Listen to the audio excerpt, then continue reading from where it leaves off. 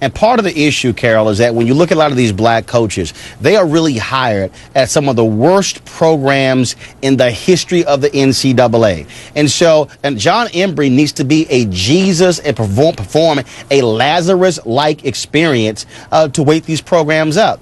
And what's crazy is he said, wait a minute, this program was in the pits when you hired me. I'm trying to rebuild it. He had 8 seniors this year. Carol, I can tell you, you don't win many football games playing 8 seniors and a bunch of freshmen and sophomores. And that's part of the fundamental problem a lot of these black coaches face because they are expected to turn around stuff that, frankly, is difficult. And to do it in 2 years is absolutely crazy. Frankly, Roland, you could say the same pressures are put on white coaches. Football programs are enormously important to universities because they make a lot of money for those schools. Of course, but the reality is when you look at a Turner Gill, 2 years at Kansas, when you look at a Ron Embree, 2 years at Colorado, but then you look at, this is the key point, he said a second chance. To say that since 1979, you've had 41 minority coaches hired, and in that time, only one has ever been rehired as a head coach. You look at Gene Chizik, who was just fired at Auburn. Look, he was terrible at Iowa State. Terrible. I think he had like 5 or 6 wins and got hired at Auburn.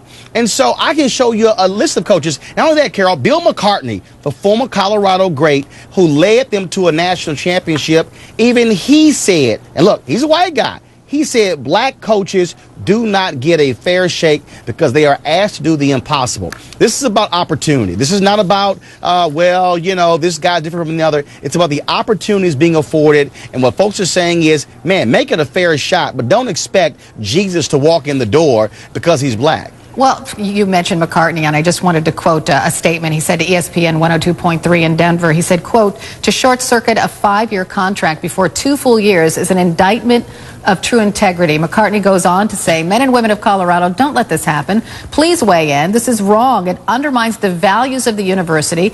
This is a great school. Boulder is a special place. Please stand up and be counted." So what does he want people to do, do you think? Well, no, I think what he wants to say is that, look, you have to give somebody a fair shot. The previous coach, he also, in that interview, he said the previous head coach was given 5 years. They had 5 straight losing seasons. He said this guy should have been given an opportunity to turn it around. And when you give someone a 5-year contract, ask any coach, they'll tell you, I got to recruit my own players. I have to bring a recruiting class in, typically 25, 30 players to rebuild the culture. That's what it takes. And so, look, you got Kevin Sumlin, my alma mater, Texas A&M.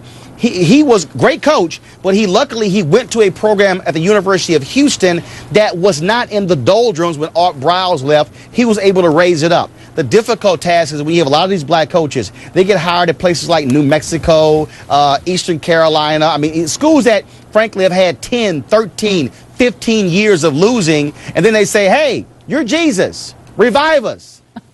Come on. Roland Martin, thanks so much. We appreciate it. Thanks a bunch.